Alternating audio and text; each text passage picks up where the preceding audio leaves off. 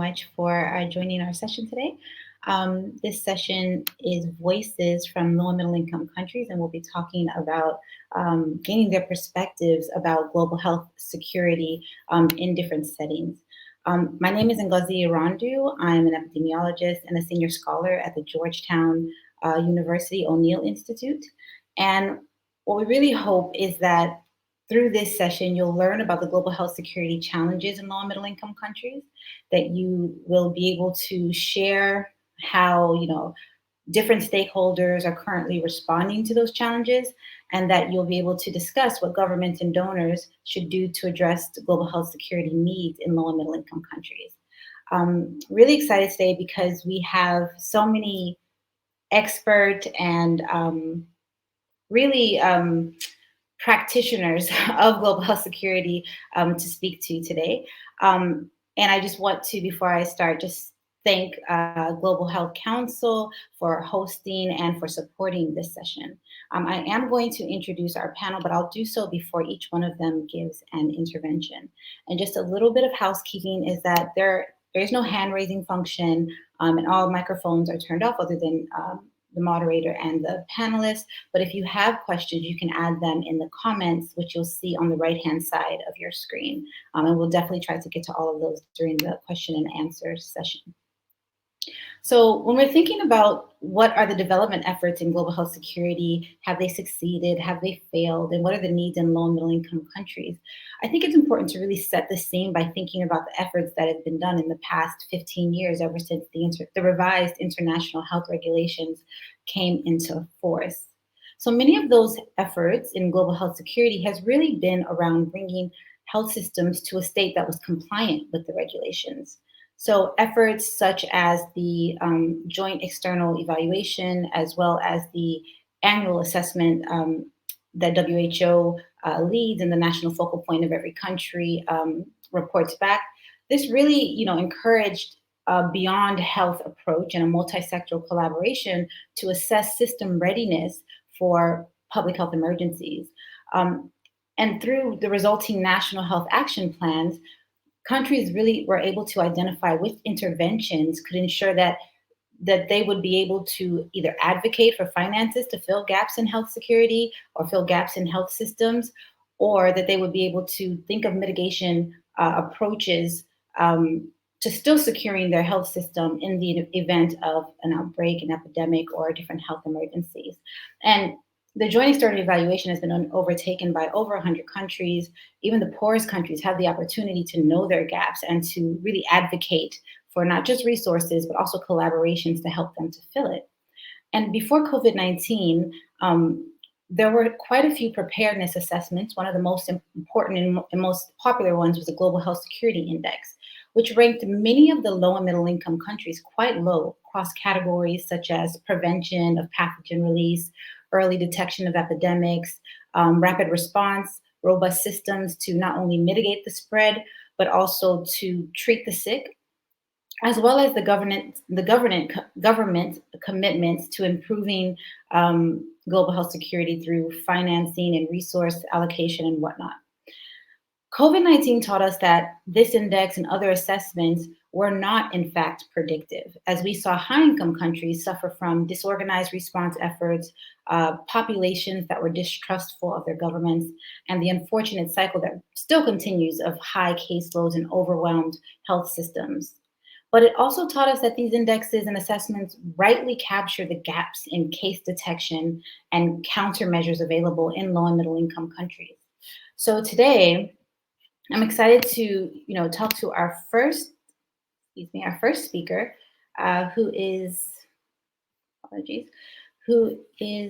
Gabriella. Let me just get your background up, Gabriella, one moment. Okay, so it's Gabriella Borin Castillo. And Gabriella is a physical therapist, as well as a master in science at the Universidade de Sao Paulo in Brazil. And she has a PhD in kinesiology at University of Manchester in USA. She has been working as a physical therapist in Brazil and has successfully organized and led education lectures regarding women's health for diverse patient populations from low and middle income families. And since 2020, she has been participating in the development of the Women in Global Health Brazil chapter. So, Gabriella, over to you to just give us your insights about global health security in the region, in the country that you work in. Thank you. Thank you very much, and thank you for the invitation to participate in this panel. I'm very excited to be here and to share some of the context of Brazil and one of the biggest country in Latin America. And we have some similarities also with other countries in the region that maybe will help and bring some insights to this discussion. So just to give an overview, in May 2020, Latin America became an epicenter of the coronavirus pandemic. In June, Brazil had more than 1,000 deaths per day from COVID-19, and along with the United States and India was with the largest death tolls. After a few months, when the number of deaths started to decrease, there was an easing on the preventive measures. However, the consequences were devastating. I don't know if you're familiar with, but one of the most critical periods of the COVID-19 in Brazil happened in January 2021, when the state of Manaus, in the north region of Brazil, collapsed the healthcare system. There was no oxygen or beds in the hospitals, and people were dying due to the lack of access to care. Until now, Brazil registered more than 600,000 deaths by COVID-19. And experts claim that this number may be even higher due to underreported data. Regarding vaccination, the last data shows that Brazil has around 65% of population vaccinated. In Brazil, like many other countries in the world, healthcare workers have been disproportionately infected and affected due to this pandemic. Also, women had to absorb the additional domestic load as a result of government policies introduced to manage the pandemic. And many of these women had to take underpaid leave and leave their jobs to take this role, as well as they have been to perform this task, whether due to socio-economical gender norms that are associated with parenthood, or whether there is a gap there is a gender pay gap. At the beginning of this crisis, Brazil government struggled to import essential equipment like coronavirus tests and ventilators. And months later, the same problems remained in the country when they were struggling again to buy enough syringes or needles for vaccines. They also criticized the government for failing to institute a robust testing and tracing system. We were expecting that with the national health system in Brazil, we would perform much better during this COVID-19 pandemic. But due to lack of political leadership, sometimes denial of this pandemic, lack of planning and investment in health by the federal government, these accentuated these historical inequalities that already exist in Brazil. One of the main consequences that we could see as well is that there has been, during the pandemic, an increased risk of disease exposure among marginalized groups such as low-income groups, residents of urban peripheries, and mostly Black who depend on the national health system that is called SUS in Brazil. Just to give another example, the primary health care in Brazil also had a lot of opportunities that could be that were wasted during this pandemic due to this lack of organization and planning. Just to give some examples, the primary health care in Brazil has been a reference in other outbreaks such as Zika, dengue, but we didn't have the same response, unfortunately, for this pandemic. What we see is that the primary health care need the accountability of the government to work, as well as a better structure for the primary health system of the SUS that can be used for prevention and promotion of health, as well as protections and incentives to healthcare workers that are needed, especially community agents, that during this pandemic we saw that there was a discoordination of these workers that could be better used to contain the spread of the virus in other areas of actions.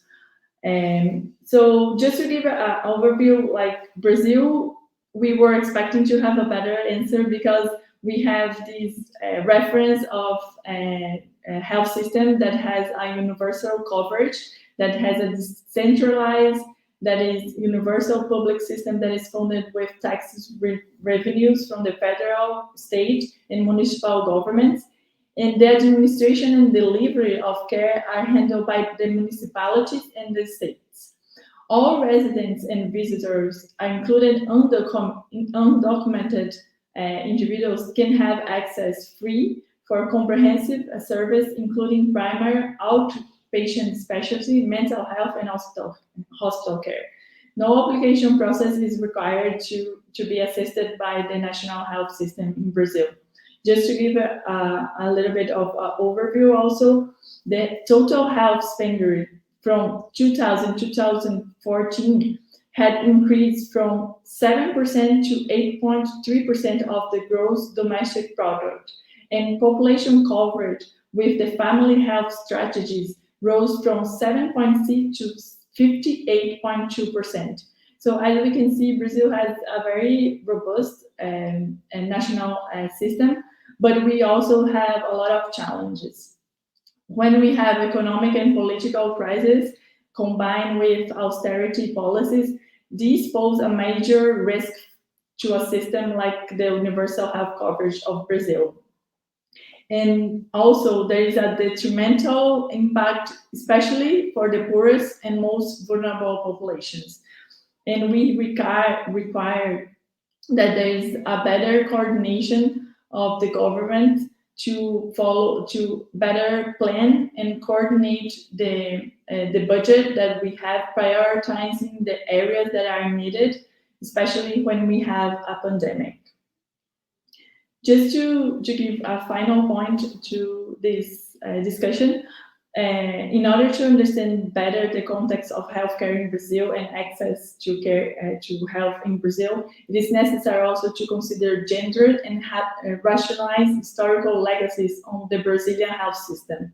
In this context, gender and racial inequalities are produced and reproduced within the health system for both among those who deliver healthcare and those who receive healthcare. So just to give an example again of the community health workers in Brazil, the majority of these workers in healthcare, they are Black women, and they live in the communities that they attend. Given this blended reality between home and work, it is very common for community health workers to work extra hours without compensation, considering their work as family lifestyle studies, and a notion that is in turn exploited by the state. Also, among the users, Black and Indigenous people health has been historically neglected, and they have been experiencing poor health outcomes compared to their white counterparts. Despite this rhetoric of the right of health of the SUS, they still have a lot of inequalities, especially for these populations.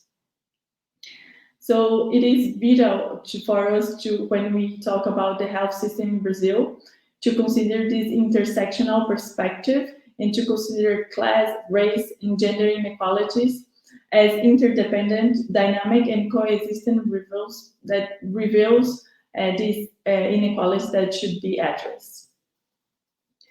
I have some other thoughts, but just to keep on time, then we can talk a little bit later about the context of Brazil in the healthcare system. Thank you.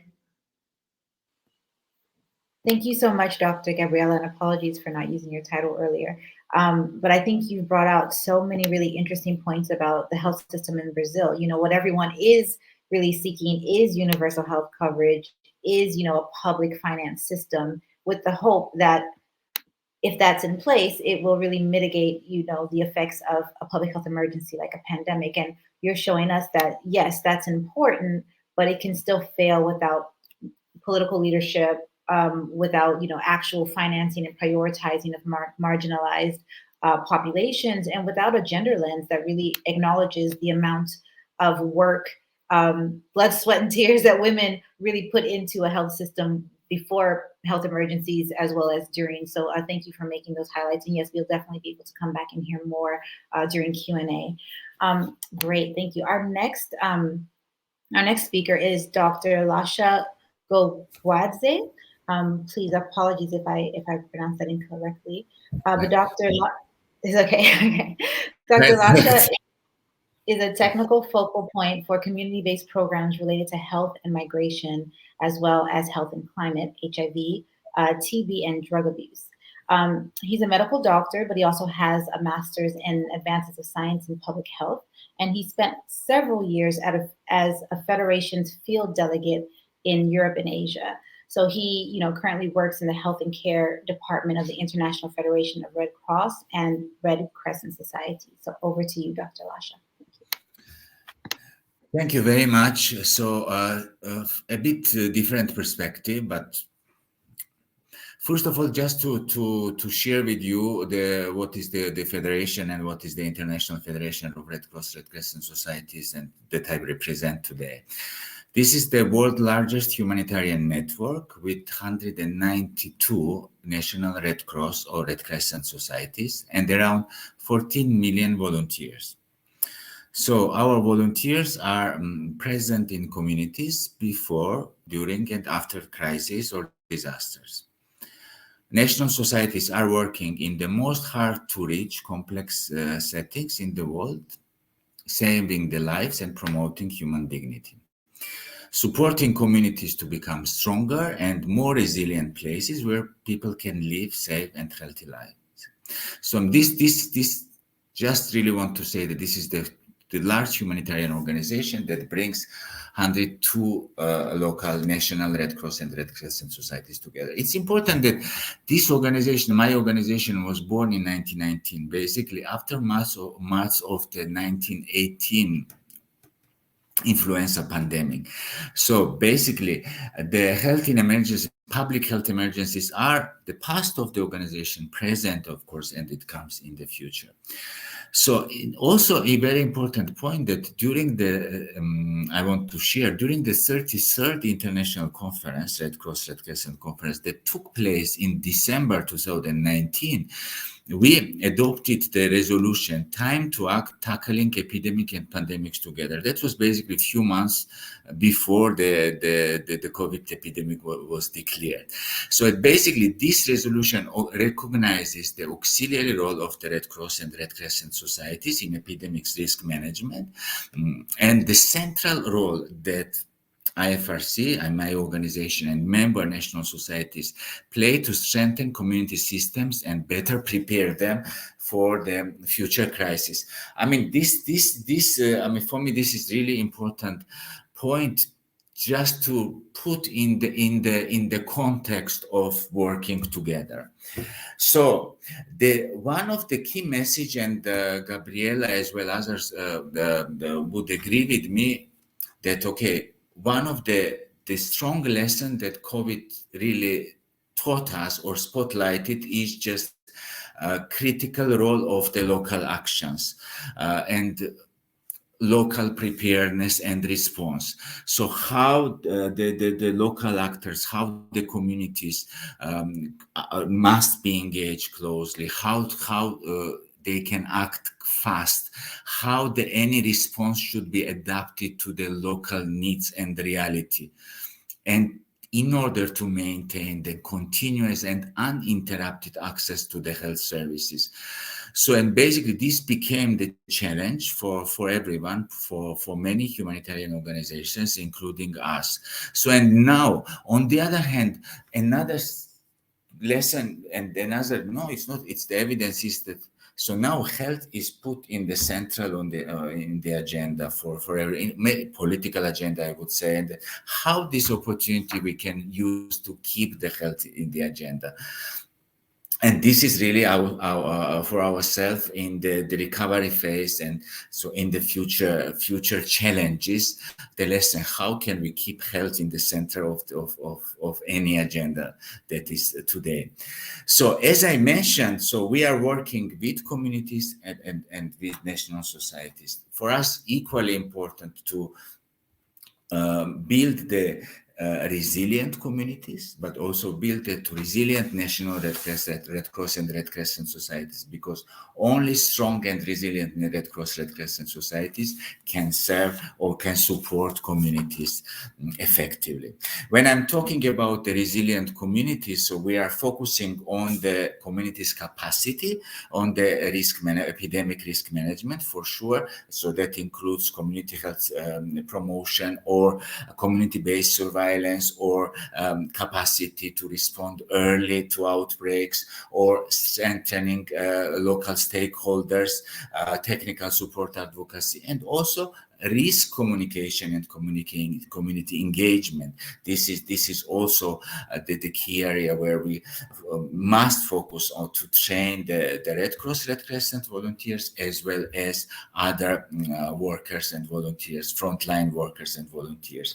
Sharing, and pandemic really showed us how important it is to share life-saving information to communities, but also to have the good feedback and how we are addressing different type of rumors. Because, I mean, one-way communication does not work. We must have the feedback. Yeah, and definitely technical support and advocacy. The same way, parallel way, to work to make sure the national societies are resilient, that they have technical capacity, they have strong internal network, they are very well prepared to address, to ensure the health services, as well as logistics. Yeah, and definitely to work and to train frontline workers, the front community health workers of the national societies, as well as other ones. So this is really among other lessons, really the key ones that really we are focusing and we are learning, and definitely.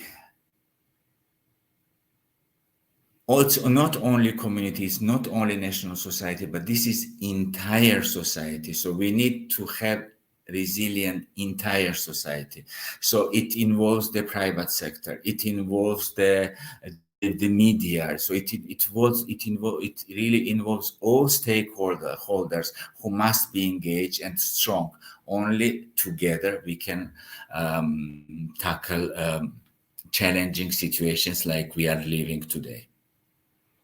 So I stop here, and then so after we can address other issues.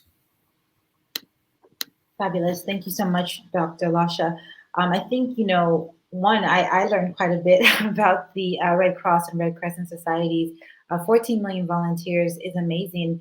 And I think, as you said, Dr. Gabriella really, opened our minds to the need and the strength of community health worker networks. And I think you just expanded that the local, you said something about the local resilience, and the community resilience is just as important as the national kind of skills and technical ability. And I think that's something that we all need to remember. And it's a strength of a lot of low and middle income countries who already had community health worker networks, though they may not have been paid or not formally recognized or empowered the way they needed to be, but they already had that in place due to earlier engagement and response to different things. I just wanted to, so thank you, Dr. Lasha, but I just wanted to remind everyone that please do add your questions. If something have come up in your mind while Dr. Gabriella or Dr. Lasha was speaking, please do add your questions, and we will definitely get to them during Q&A. You can also add them after everyone has spoken. Right.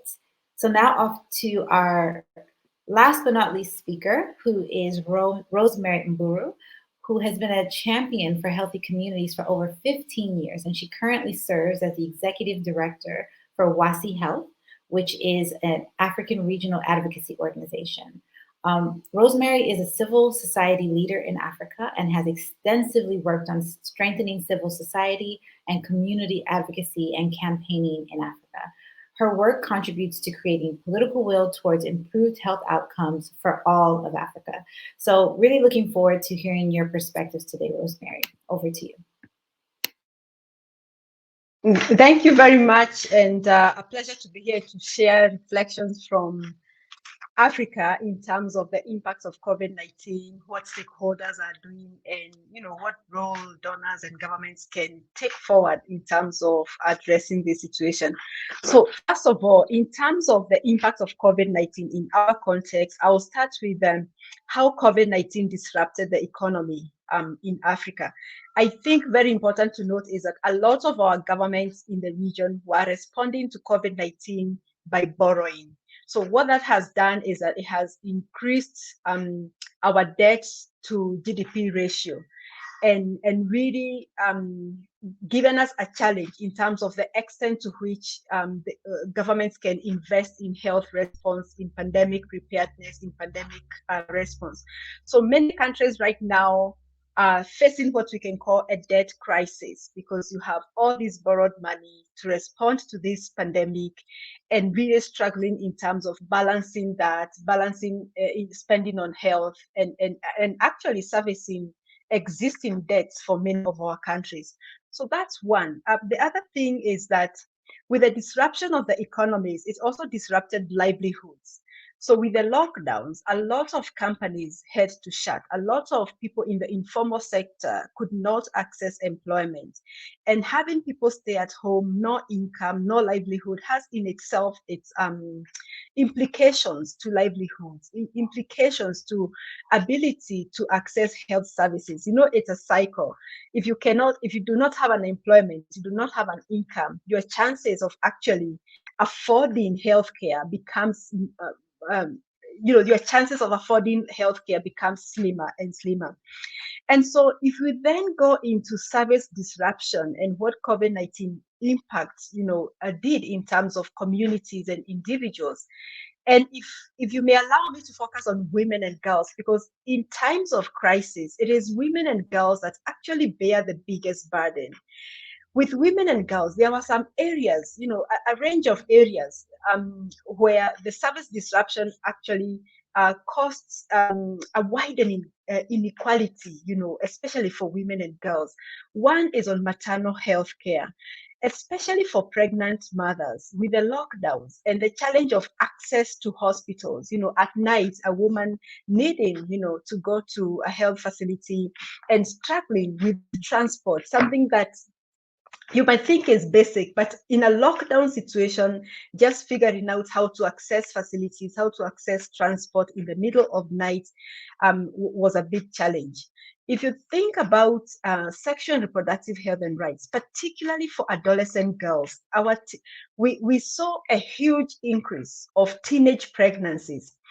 And I think we all acknowledge that, not just in Africa, around the world, our children, our teenagers, adolescents, they lost a whole year of school. A UNESCO report says that about 11 million girls may never return to school after COVID-19. A lot of these girls are in low and middle income countries, particularly I would think in Africa and South Asia. And so what that means is that we do have, a crisis. We do have a long-term impact for when girls don't complete education. What that means is less earning. What that means is the likelihood of additional teenage pregnancies, the likelihood of additional new HIV infections. And so we saw that with the young people missing school and getting into this challenge was such a big challenge for Africa. The other thing that has been mentioned is the issue around routine immunization, which is very critical for us because in our region, there are many preventable deaths, that can be prevented through vaccination. And when you then have routine immunization disrupted, then you have this generation of children who are under immunized, and that becomes a very critical. The issue of nutrition, again, with the disruption of livelihoods, disruption of income, ability to put food on the table, also speaks to nutrition and what that does with a continent like Africa, where you are already struggling with indicators, such as stunting, which means that you have this generation of children who cannot, optimize their ability to contribute to the development. All these human capital development indicators are disrupted. So what that means for us as a continent is that as we are struggling to respond to the pandemic, we are factoring in the fact that our health systems were already fragile even before COVID-19, struggling with other epidemics, HIV, TB, malaria. And COVID-19 only comes to push that even further. And now with a situation where governments have less money to work with because we are having to surface debts, a lot of the health investments in most of our countries are externally sourced. So it's pretty much Global Fund money, Gavi, and other partners, the Global Financing Facility, etc., etc. So it becomes a huge challenge in terms of how will Africa bounce back. So as civil society and communities, one of the things that we've been really advocating for is around ensuring that we invest our governments together with donors, through multilateral agencies or bilateral agreements, really invest in health systems to address the current pandemics, the current epidemics and the current pandemic as a way to prepare for future pandemics. So thinking about how do we strengthen health systems now, the different health system infrastructure, ensuring that human resources for health is something we think about now in terms of preparedness for future pandemics, but also in terms of response for the current pandemic. In our context, community health systems play a very critical role, because in terms of penetrating communities, populations, and areas that are hard to reach, you actually have to rely on community health systems to do that.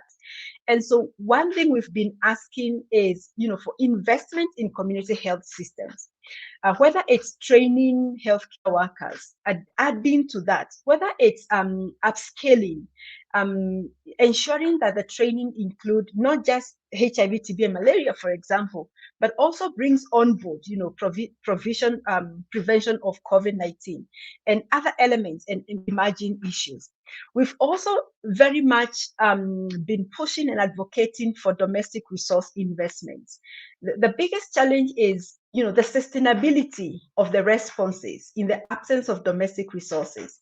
And when donors do transition, because we've seen donors transition, PEPFAR has been transitioning, and many more countries will transition out of Gavi, out of Global Fund. Just thinking about how do we ensure sustainability through domestic resource mobilization, while acknowledging the debt crisis that is really overburdening most of our governments in terms of making sure that there's extra resources for investment. So it's a time where most of our governments have to make very tough fiscal choices, very tough fiscal decisions, but they have to be made, because in terms of preparing for the future, in terms of bouncing back from the current situation, we will need courageous leadership. We will need unprecedented political will and political leadership. So one of the things that donors and governments can do, for example, we have the access to COVID-19, the Act A mechanism. And one of the feedback we are hearing is that at that level, with all the agencies that are supporting that mechanism, we are not seeing meaningful participation and engagement of low and middle income governments. We are not seeing meaningful participation and engagement of civil society and communities from low and middle income countries. And so that's an area for improvement from the partners who are financing the COVID-19 response, to get low and middle income governments to engage more, but also for them to be involved more meaningfully. there can also be a push. We need leadership, from donors and governments, especially from high-income governments, to push for can be shared, sharing of technology, sharing of know-how, because of this vaccine inequity, for example. And vaccine inequity, is just one of the many areas where inequity exists within the global health space, and really makes global health security such a challenge, especially for low and middle income countries. And I think also there's need for consideration when investing in low and middle income, to not just think about the product, like we need to push all these vaccines, to Africa, but think about delivery. So once we get the vaccines, are our countries able to actually deliver and implement those programs and ensure that everybody is vaccinated? So looking at the delivery, looking at health systems as a whole, and understanding the context, and really acknowledging the situation as it was before COVID-19, and how COVID-19 has exacerbated that, and that we need to unite, we need global health solidarity in order to win and to really bring low and middle income countries together and along with everybody else. Thank you. Thank you so much, Rosemary. I think you highlighted so many important points, that were a bit different from Dr. Gabriella and Dr. Lasha. Really, in the African context, you showed us that, getting out of the pandemic is not just something that can happen with the domestic reserves that were there, and it really has caused a crisis of debt. You also really highlighted this indirect domino effect of the COVID-19 on existing systems like routine immunization, as well as disruption of health services that really affect girls and women more than anyone else. And so I think that's also a lens that you and Dr. Gabriella really have highlighted about not just the role of women in healthcare systems and community health, but also the effect of such health emergencies and disasters on women disproportionately than other parts of the population. So really appreciate that perspective. So I'm going to go to the chat now and see. Yeah, I see a question from Elisha Dunn Giorgio. It says, localization and resilience for communities are so important, but donors seem reluctant to invest in that because it takes time and can feel overwhelming. What initial steps should donors be taking to build that resilience? So, I think any of the panel can really answer this. So I'm just going to let the first person who wants to answer go ahead. If not, I'll have to call on one of you. Okay, Dr. Gabriella, would you like to start? And maybe Rosemary, you can add.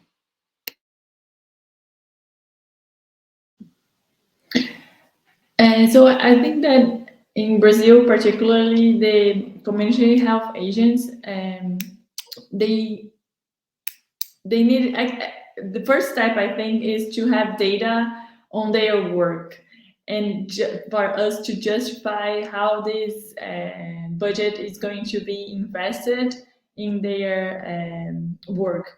So in Brazil, I think a lot of things do not happen, or they don't prioritize the budget of health if they don't have a justification and a planning. And that's one of the most criticism of the manage of budget in the healthcare in Brazil, is that many times we have the money to invest in health, but there is a lack of coordination and planning and prioritizing the investment of this budget. So I think the first step before receiving any donations, I think first we have to have a clear idea and a picture of what is needed for the health system to work better. Because as we saw in this pandemic, there is a huge potential for a health system like Brazil that has a universal health coverage to work. But if we don't have the correct planning and coordination, there is a waste of the money that we invest on the system. So the first thing is to have a researcher and more data on how we could use these kind of donations to improve the health system in Brazil.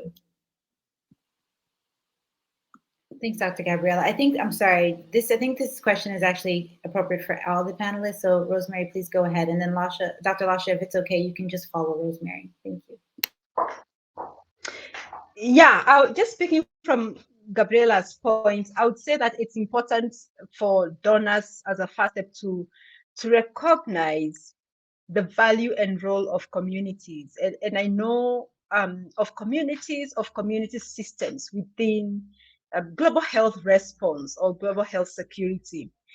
That role in many cases is often forgotten or not well understood. And what we know is that no global health response will be successful without communities. So I think it's about planning. As we are planning the responses, as we planning the programs, to really include a component on communities, and to really be champions of changing the narrative. And perhaps the narrative is not very well understood of the entry points and the role and the value of communities. One thing that I know for sure is that all donors want to see value for their money. They want to see impact. They want to see results. But it is also true that for that money to show value, impact, and results, you really need to know whether it has been felt at the community level. And that's where the role of communities come in terms of accountability, in terms of ensuring that no one at the community level is left behind. So that role of accountability, of monitoring, which you'll hear a lot of times, also being referred as to community-led monitoring, actually brings you real-time data, real-time information that is community-driven, that really gets to the ground. And so I think donors perhaps need to understand that you're actually investing in something much more than the face value. Like, you're investing in data, you are investing in real-time information, you are investing in human stories, in evidence, which is so critical towards the entire impact of the initial investment of the donor package.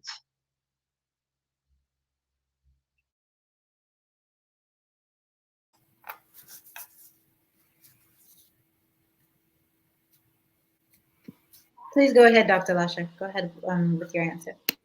I really don't want to repeat what my colleague said. I mean, I can't agree with you more. Rosemary mentioned the other areas like HIV and TB, and I think we have very good evidence on how donors. Okay, if we are talking about the donors, manage to strengthen the HIV and TB community and what value it has. It's really impossible to estimate or to evaluate. It has the huge value.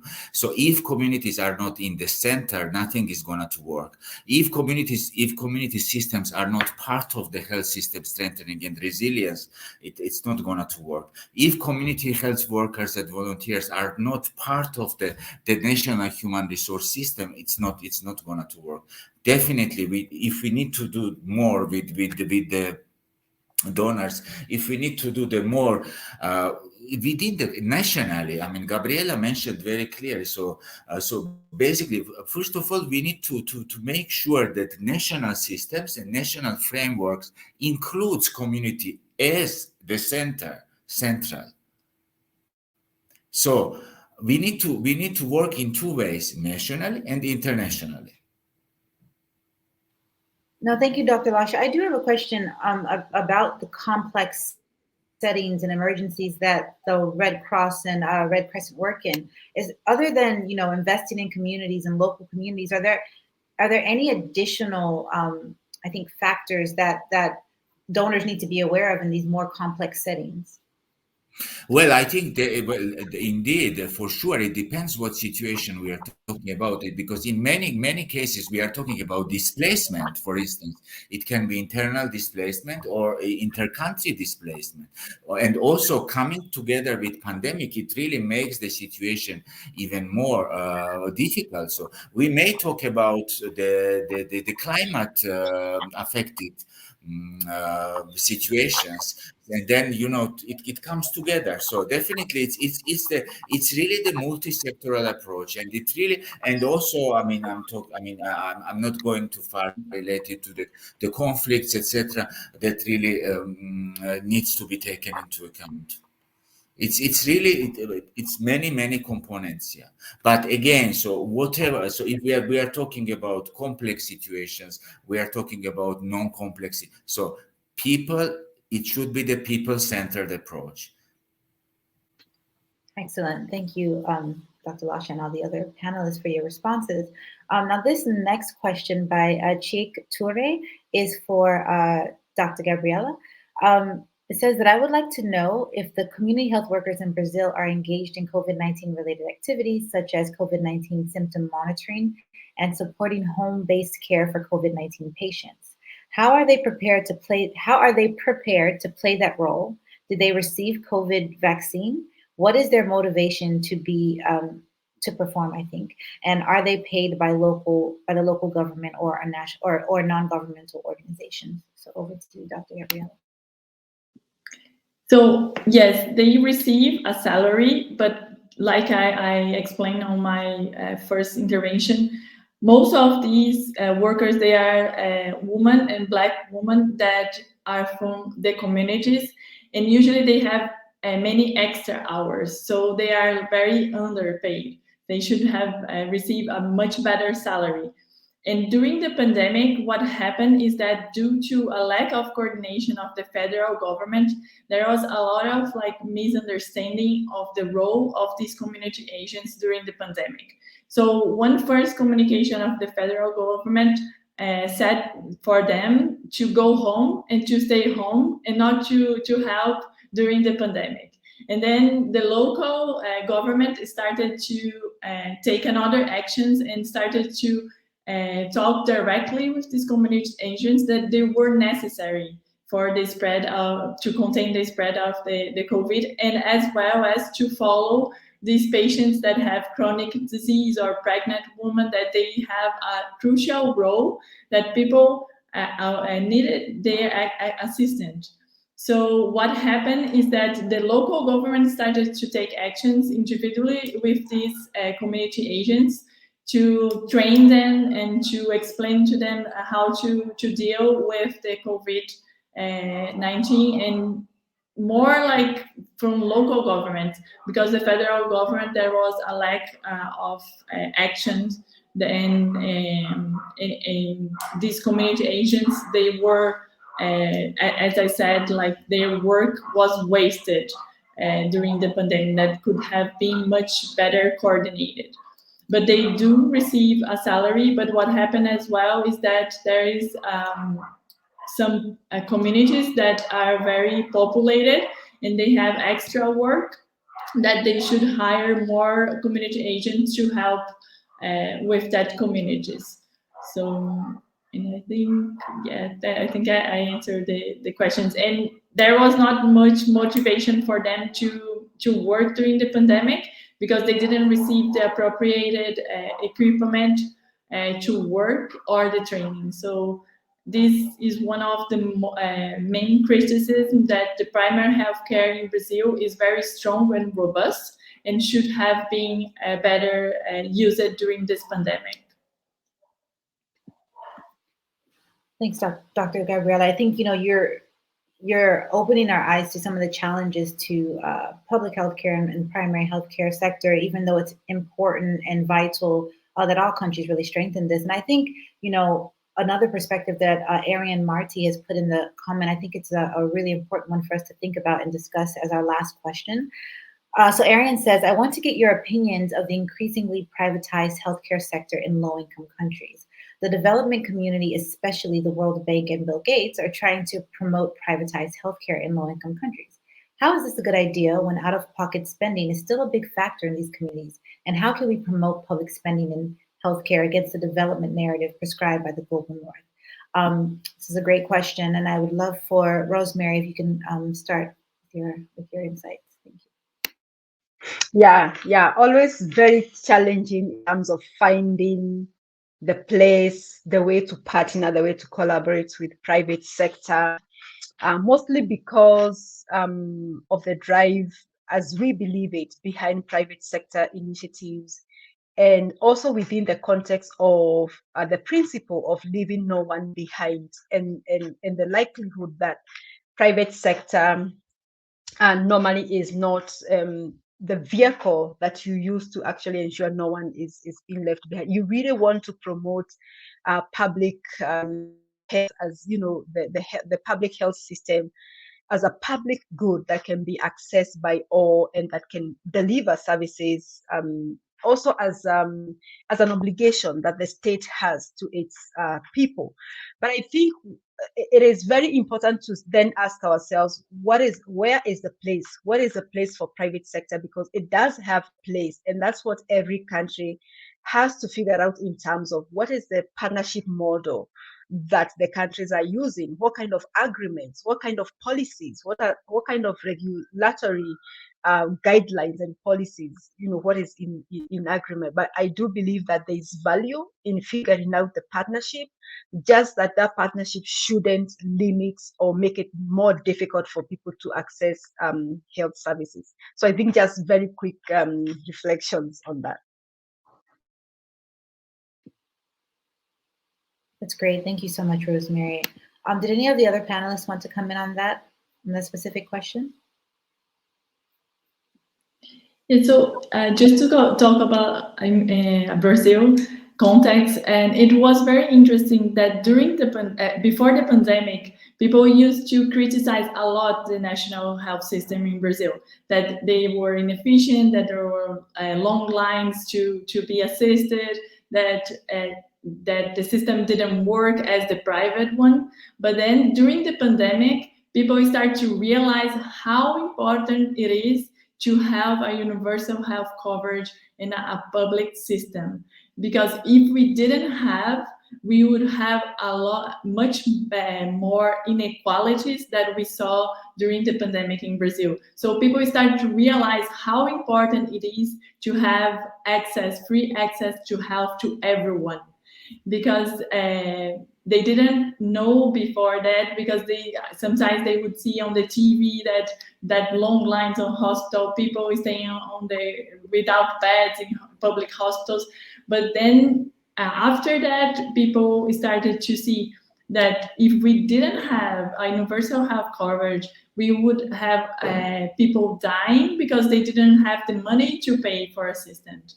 So that's why I think in Brazil now we are transition to a point that the population is more willing to participate in the process and contribute to the improvements of the public health system, and to see that if we work together, especially with primary health care that works with prevention and promotion of health, we can improve a lot the access and delivery of care for the population as a whole, with less inequalities.